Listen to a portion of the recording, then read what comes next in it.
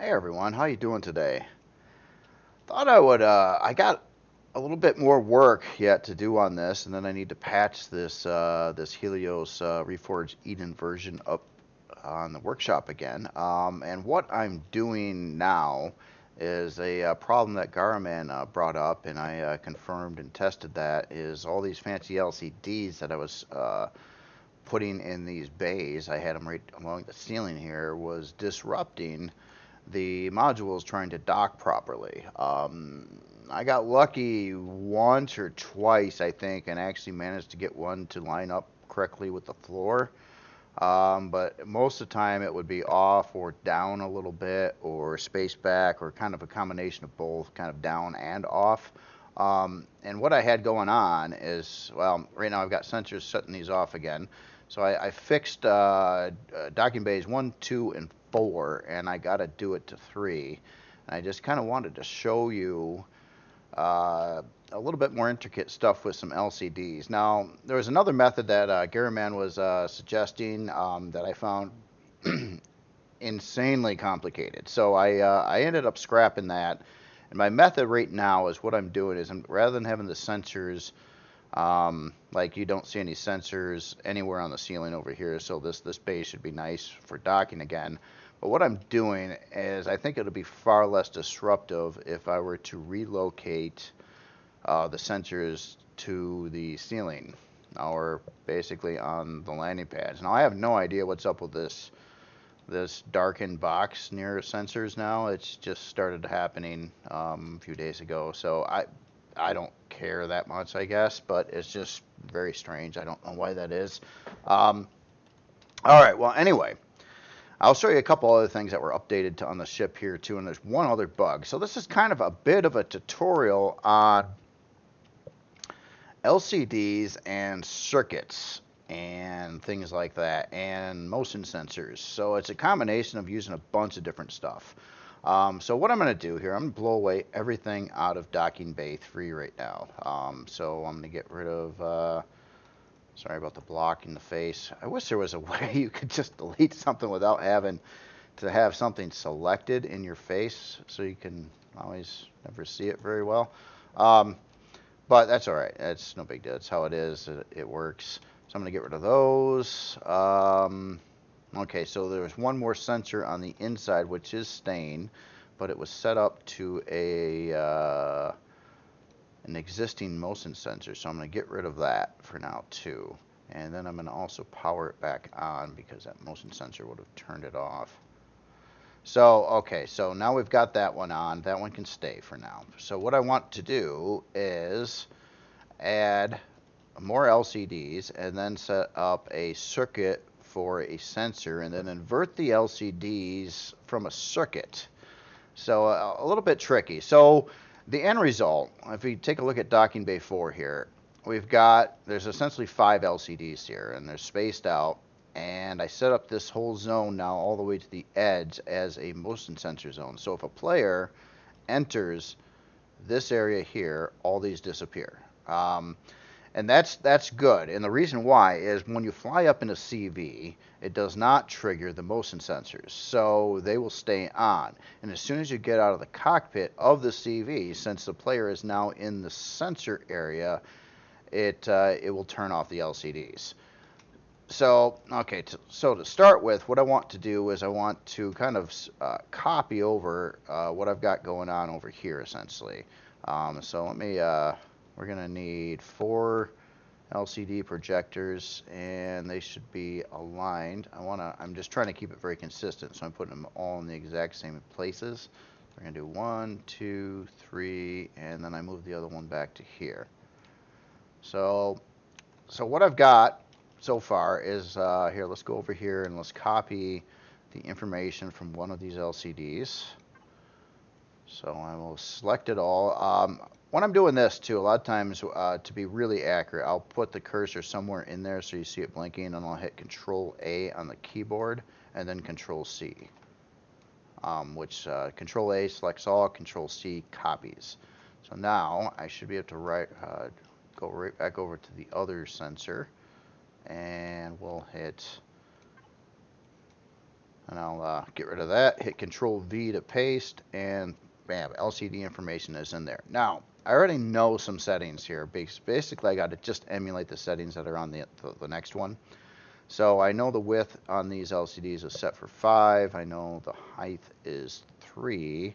I know the X rotation is minus 90, and I know the Z is minus 225. So I'm gonna just stop there. I'm not gonna. This is the last variable, and I gotta manually see exactly what the other ones are on the other side. But for right now, I'm gonna set all these to those exact settings. Whoops, wrong one. It's 225. Okay.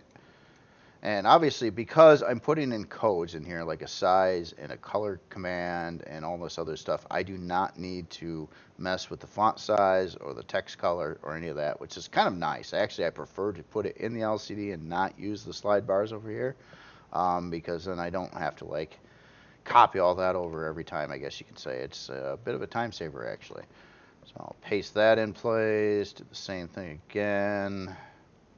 Minus 90, minus 225, and for the last one, paste in the text.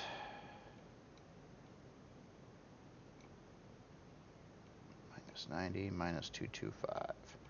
All right, so next thing, now so that'll that's putting all these down over here, but they're not spaced out correctly, and that's the last variable. So see if I can remember all of them at once here. So the outer one is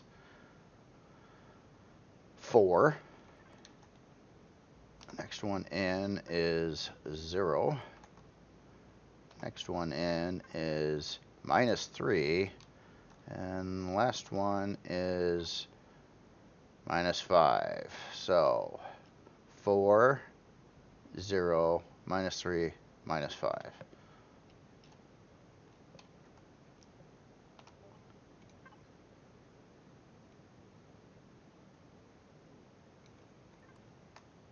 Okay, 0 should be already set. Minus 3. Was it minus 3? Yeah, it was minus 3. Did I do the other one backwards? Minus 3 and minus 5. We'll see on the.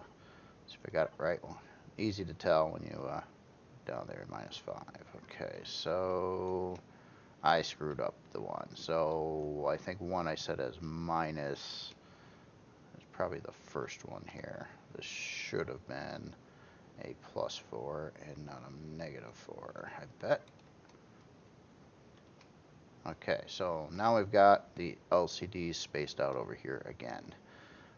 So that's great. So the next step to this, and it's really cool too, because yeah, now the whole area inside of here is clean. There's no sensors. There's nothing to trip you up trying to dock in the modules.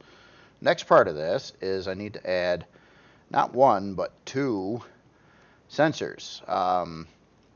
And then set these up to a circuit to invert the LCDs. So I'm going to place 1 sensor there and 1 sensor there. Basically the only solid areas I have. I usually always color the sensors to try to match the background. If I okay, so what I've been doing on my naming scheme to keep things as organized as I can is I will call the first sensor, we're going to call it docking bay, and this would be 3. And this is sensor 1 of the group, so 3-1. Docking bay 3, sensor 1. That's I'll hop in here and then we'll set our range. Now, because I got it on the wall, Control 5 will move it out actually to the center, and I want these to overlap. So what I'm doing is I'm taking this just 1 past the center point here. Let's tweak the other values here. We gotta lower the ceiling height down so it's just kind of yeah, about right there, so it comes up there. And the floor height I've been just taking right down to the same as the bottom. And now I gotta adjust the others. So we'll take this one out to the very edge, and then the last is take this right to the wall. Okay, so It's one of the sensors. Now we got to do basically the same thing with the other sensor. And first I'm going to start with naming you. You're going to be docking bay 3-2. Alright, and just one more yet. And down.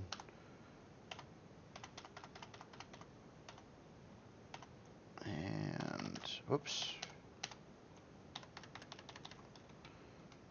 And back out to the edge. Okay, so now we've got two sensors. Next part of this is you want to get into the menu here. So I'm going to hit P again and go into signal logic. And then I want to make a new circuit.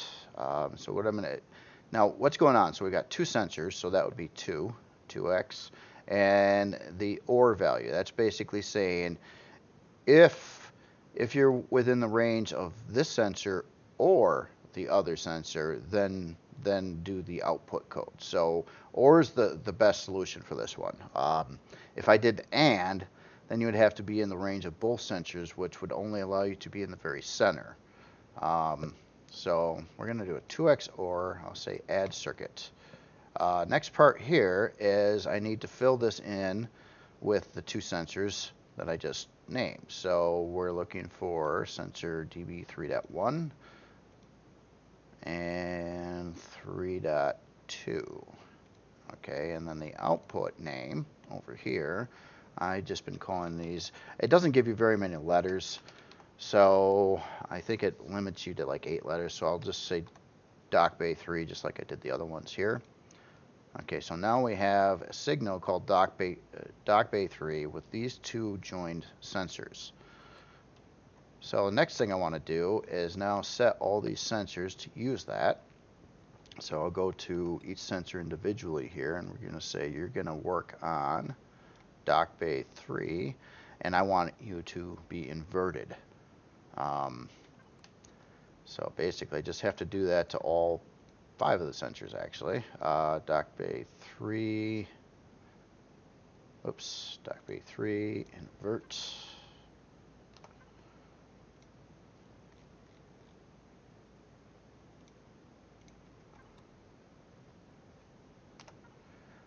Yeah, I've been kind of trying to solve this problem for a while, and it's been a real nightmare. So I'm just saying it's been a nightmare.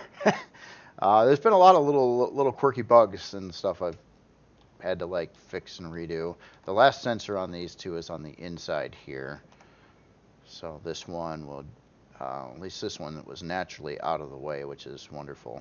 All right, so now that's set. So now what should happen is we have all our LCDs, and as soon as I get in this range here, they should all disappear. Good. And that essentially is the fix to get all the docking bays unobstructed. So now when you land something, I was having trouble. I was trying to work on my module over there, and then I took it in for a dock, and it was like I got it right 1 out of like 5 times where it actually fit in there right. I don't even know what I did to make it work the one time, but the other times it didn't, and it was really annoying. So I'm just going to take this in again and make sure that the logic all works here. So being in the CV pilot seat that I am, these LCDs should not disappear. They should only disappear when I get out of the cockpit. And I'm just kind of testing all the stuff, and it already seems better. I'm seeing it's seeming less wonky. I'm a little off, and I don't even care if I'm a little bit off on this. Let's just see how our alignment was here again. And not bad, not bad. I've had better docks, but I won't complain. So that's kind of how you work with some basic circuits. Now I've got another issue in the ship that I discovered as well, and I kind of missed it. And this is if you're going down this big central corridor here, when you get to a certain point, you're going to see the lights flicker. I know they didn't flicker. Oh, come on, you gotta be kidding me. I was watching this happen again and again and again and again. I even found out what... I'm just moving too fast. Should be right about in the center. But now it's not happening. I didn't fix it yet. I was going to show you how to fix that. I already got 2 sensors in this hallway. Oh, there it is. There it is. It's tricky. I mean, this, I don't know if I'm overly nitpicky. Oh, you see it? You see it go off? Like right on this row, right here. So if I go to this side, they're on. If I go to this side, they're on. Not on in the middle. Well, so here's what's going on, and here's why that problem exists. I believe this is one of the 2 sensors involved in this. Yeah, hall path 1. So we're going to take a look at its range. So its range obviously stops right before this marker here. All right, so let's take a look at the other sensor, which I think is here. And you are hall path 2, okay. And we're going to go back down over here. And this one stops right before that one. But you see, here's the problem. Both of these sensors on both sides are at their absolute max range. So I can't make that one come 1 block forward, and I can't make this one come 1 block forward either. Not if they're going to make it all the way to the hangar door. So this creates a bit of a problem. So what I'm going to do to patch this, the easiest way, is I'm going to need to add a 3rd sensor into the circuit. And I think I don't necessarily want to redefine what's there, but I'm just going to have that 3rd sensor overlap here in the middle. So let's grab a sensor, and I'll slap that nearby out of the way somewhere, like here. And okay, so let's paint this to match the ceiling with the right tool. All right, and we're going to call this, the other 2 were called hall path 1 and 2, so we're going to call this hall path 3. I don't know if I capitalized that or not. I guess it really doesn't matter. Hall path 3, all right. So we've got a circuit in here already for hall path, and it's an OR, 2x OR, just like the outside hangars. But I'm gonna kill that that circuit, and we want to remember this name, hall lights, and it's capital L too. I think it matters. So I'm gonna kill that circuit, and we're gonna do a new circuit. The difference is I'm gonna do a 4x OR because I need to add a 3rd sensor to it. So I'm gonna do an add circuit, and then we're gonna add in hall path 1, hall path 2, and the newly made hall path 3, and we're going to call this, oh no, what was it called? Hall path, hall lights, oh no, I can't believe this. I totally forgot what it was called. Hall path, hall lights. Well, if I'm wrong, I'll fix it. Okay, so we've got those 3 in there. Now we've got to set a range for this one here too. So I'll get back in the interactive setup, and we'll lower that to the ground. Make it go to the edges of the hallway. I've been because there's indentations. I've been going 1 past that in case the player jumps up in there. And then we got to set the other 2 dimensions here. So we want not that side over there, and on the other side. You know where that's positioned, I'm not going to be able to actually move it in where I'd like to, but that's okay. I don't care if I want it to overlap is the whole key. So this is basically adding in more area for the sensors. Okay, so now I'm going to see what my actual signal was called here, since I can't seem to remember anything. So you are hall light. Okay, so you're hall light. Now, let's see, on the circuits, I did it wrong. So it's hall light. Hall light. This is another problem with things. Because that was used in the past, it doesn't work anymore. And this is kind of some weird little bug. So I'm going to have to give it a new name and reset all the lights in the area too, unfortunately. So we're going to say hall lights. Okay, and then you'll go to every one of these lights in this hallway, and we'll get rid of hall light and change it to hall lights.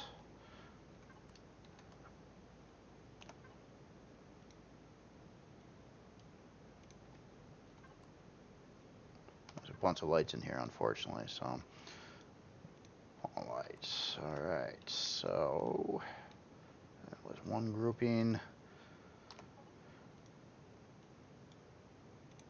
Lights. Okay, so that covers this. Those two. Do you. And these three.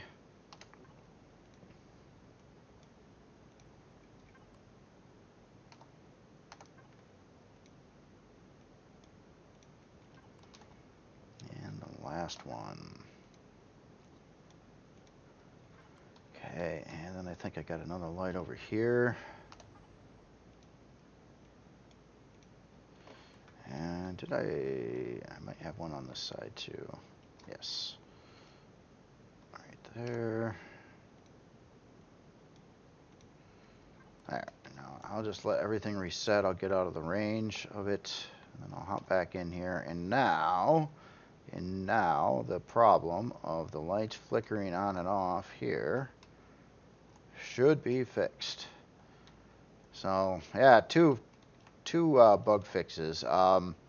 This one's the major one though. I wasn't super concerned with the hall lights, but I figured I might as well fix it while I'm here. Now I have not took a look at the guide lights for the back yet, and that's going to be problematic too. Yeah, I'm sure these are going to screw with the drop ship that would get mounted on the back over here. So now you've got even more LCDs and things in the area. So that's kind of my next project, is to hit this back section again. I really hate throwing sensors on the flight deck, but their range does not give you the range needed to do these kind of things. And you know, if you've been building for a while, placing these things can be really cumbersome sometimes, because it's nice that you can direct, you know, where they are. That's very helpful, but the sensors themselves, you know, they can only go up to 5 blocks away, and obviously these bays are wider than that. So like if I were just to try to place the sensors on the sides over here, it's not enough range to get to the center. There's a trick that Garman was telling me about, and I'm sure it would work, and it sounds very logical, but it's basically where like the LCDs I have here wouldn't work right now. I would have to make some new types, and you use a line height command in the LCD, but you have to angle these so the LCDs like are facing, like this would be the top of the LCD over here, and your text would be going across this way, and this would be the bottom. And then you can use the line height command here to set it to something very high, which is out of the range of the LCD, to actually have it project, you know, out over here. Now I was trying that before I did this method. Unfortunately, I was like, I almost had it, you know, at least with a test LCD, but I got it up to about this point here, which was a line height of about 900, and I needed to go this much further, and I was already maxed out on the LCD settings itself. And as soon as I would like try to put in, it actually needed to be about 1200. As soon as I would go past that, about 950 or something, it would just disappear. It was gone. So didn't work. At least I don't know what I was doing wrong. But I think this method will work. I don't believe these should be disruptive for vehicles landing on the flight deck. So let's do one last little test. I'm going to just grab something to land here in a minute. How about a Merc Mini? Yeah, this is something I never released for good reason. But the Merc Mini, it is the smallest SV I think I've made. Very cheap, by the way. But okay, so where are those LCDs? Oh, it's also, not only is it the smallest, it's the quickest creation I think I made. I think this took all of about a few minutes. Okay, so we're going to just land this like right on these LCDs here. I just want to make sure that it doesn't screw with ship's docking. Or is it? Oh. Oh. I'm not docking. Yeah, it's totally screwing with the ship's docking. Yeah,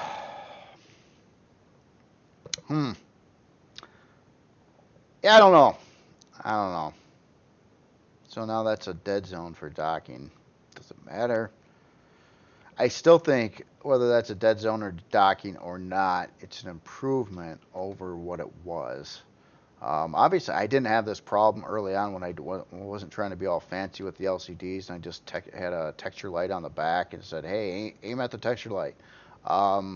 That didn't cause these problems, but I think a big problem with the game, and this has been ongoing since LCDs and sensors and stuff been put into the game, is why are these colliding with like other blocks like this? Now, if you shoot it with a gun, I mean, there's two kinds of collision damage, right? There's block collision, which I would consider like, blocks touching another block, and then there's shooting it with a minigun.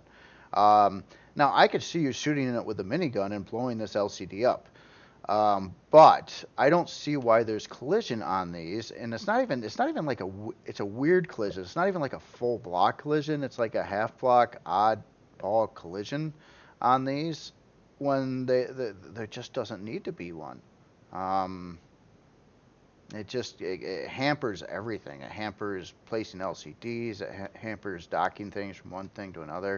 It just makes things a little more complicated. And I would honestly think it would take probably not much, but just a hair bit more CPU power. I'm not talking ship CPU. I'm just talking about how efficient the game engine is to run the process to do the collision detect on these. For blocks, and I would recommend, to remove it. It doesn't do anything useful. In fact, all it does is really make things annoying, and it probably takes a little bit of processing power to do it. So, well, good to know. I can't dock on the LCDs either. So that, can I even dock over here? Can I dock at all? What's wrong?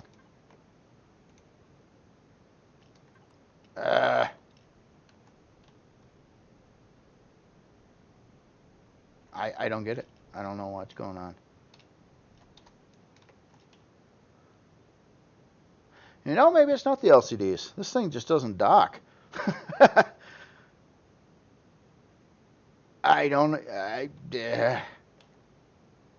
No idea why it doesn't dock. Bad example here. By the way, I'm never releasing the ship. Let's grab something else that I think works probably better. That still works, at least. I think the 5Es. Oh, this is reforged.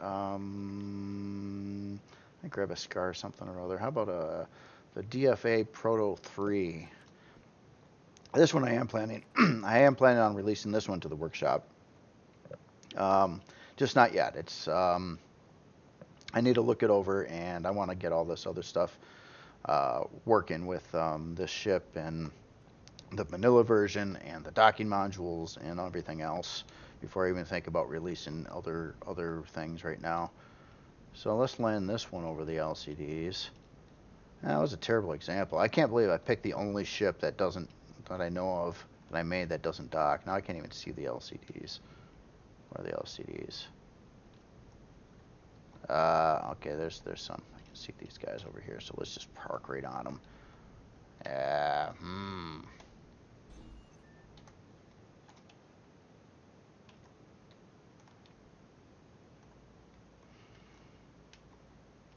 Let me back this up a little bit. I want to park those back landing gear right over them,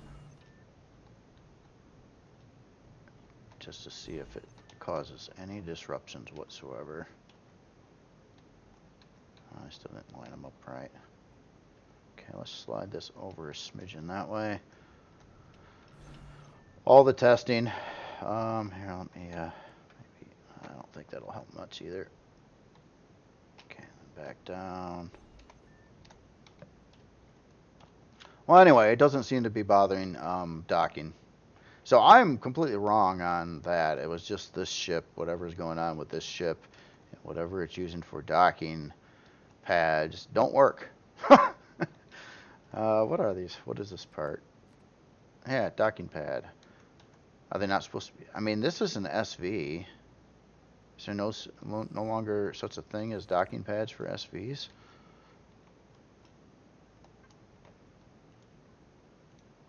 Well, anyway, who cares, right? Yeah, well, that's it. Anyway, if you haven't seen the last version of the ship, I you know, besides kind of showing you what I did with the these guidelines and things like that, I added some more LCDs here and there. I think I added a sign about Reforged Eden and what parts you should look to try to update, and then I put in an LCD over here too. I didn't have anything here prior, not that this goes very far, but what I did find, especially if you're unfamiliar with this ship, is without knowing there's a crew area CPU room, it's very easy to miss, because if you shoot up the elevator and don't pay attention to that door right there, you just shoot right out to the flight deck and you won't even know there's another floor in the bridge area. So that's why I felt I really needed to have an LCD there. So then it gives people a heads up. Hey, there's another floor here. Let's look for it. But anyway, I'm pretty happy with those updates.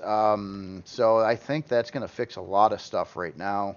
I might just package this up. Actually, here's another thing. I'm going to just update the blueprint on the workshop as it sits. Now, here's something that you want to do every time you finalize your blueprint and you want to upload it. Well, unless you're using custom device groups. So I'll go over here and I'll just do auto group. I don't use the custom groups because of this reason, because when you go to auto group, it blows them all away. So, and I tend to auto group every creation I touch if it's not auto grouped already. So I'll do that. The next step is, you do your Alt-O, and I'll save over my existing blueprint. It's the Helios. It is the RE here. I've got all these different versions, obviously. This is the vanilla version, but I'm going to have to redo it from this one because too many changes were made to this one now. And that's why I'm holding the vanilla back, because I got to get, if I just press forward with the vanilla, all the changes I just made to this one, I would also have to do to that ship, which would be just double work. So I'm going to overwrite this. The last step that I do here is, you can't probably see this, but I'm taking my original blueprint picture, one with the graphics on it, and I'm replacing the blueprint in Empyrion. And you don't have to restart Empyrion for this. Like right now, if we were to hop in here, you see that my blueprint picture for this looks like that. So let me copy a file. Let's see, copy, and we'll paste that in. Let me find the folder here for it.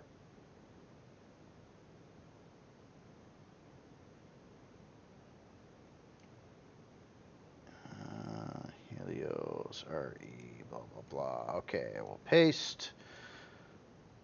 And then back in here, now when we go right back to to that, you'll see that the new picture is in place, and that's nice.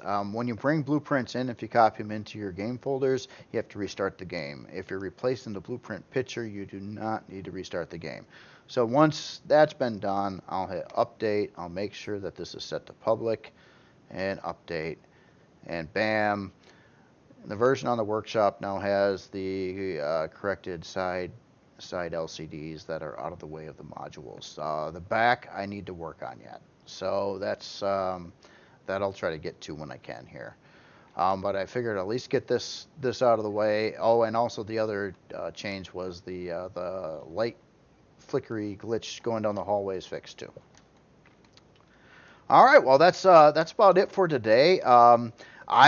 I've been really behind on things. I really got caught. I mean, I had so many modifications and things to do on the ship, and I'm trying to have everyone's modules and stuff get kind of processed and up in there and everything too. And it's there's getting hit from a lot of comments from a lot of different places all at once, and so I've been fairly behind on things. And I don't think I'm going to release anything more today. I was thinking about trying to get this module released today, and I modified it, and I actually stripped it from its big thrusters. I had the large thrusters in here, and I stripped it down quite a bit. Reason being is with the 8 320K storage in there, it didn't have enough thrust, I don't believe, to go down to the ground and take back off. It needed more thrust yet. And then I also, in the version that I had, it didn't have enough power generators. So I'm like, well, I do plan on making one that is designed to go to the ground, but this one, I think I'm just gonna, this one is like you spawn it near your ship, you dock it to your ship, you turn off the thrusters, it's done. It's once you load this thing up, it's not gonna have the thrust power to move. Very much at least, but it'll do exactly what it's supposed to do, dock to your ship, with 8 a lot of constructors, a lot of storage, a lot of everything, and that should work just fine. And not to mention it took down the cost. I was able to remove one of its 2 generators in the back. So that's vacant there. I was able to remove 2 CPU core blocks. So all that needs now is a basic. So yeah, it dropped the cost of it. This is a carbon substrate hull, by the way, too. So it's just, I mean, this thing is it's pretty dirt cheap, I guess, for what it is. And it might be the final version that I've got here right now. It has no power problems whatsoever. It has no known issues. It's got O2. It's got everything it needs. The production time dropped by over an hour. It doesn't need much in any kind of rare resources really at all. Some titanium and stuff, but a lot of carbon again. But I mean, if you guys, I don't plan on releasing this module today yet. If you guys, would you rather see something like this in steel or carbon? I mean, basically, I don't care, and it's no big deal to switch it. I was using carbon just because I figured it's probably the cheapest, and it doesn't need to have any strength or anything like that. Especially, all it's going to do is stay docked in the ship. But I mean, what are your thoughts on that?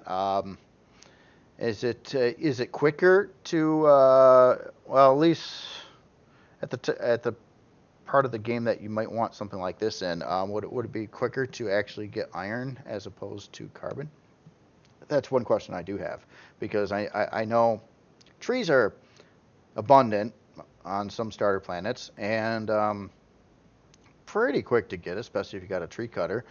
But iron's also pretty quick to get. The whole reason why I like to use carbon on some of this stuff is because everything, except maybe a concrete base, uses iron. So most every other creation will use iron. So this was a ploy to be like, hey, cheaper. I've got all this carbon around and this other stuff. Might as well use it to build something, you know.